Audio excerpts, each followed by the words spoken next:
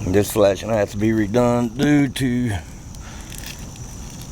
the fact that it's pulling apart.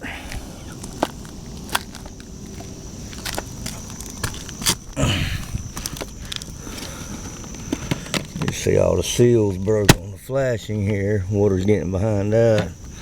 Also need to be extended out further past the shingle and kicked out so it can go inside the gutter when we put that on. So what we have to do here is reflash this and then cut a skirt to go over top and cut the skirt into the concrete itself, the brick, so that it can be grooved in and then sealed, so these people don't have the same problem again next time. And the result of that is all of this.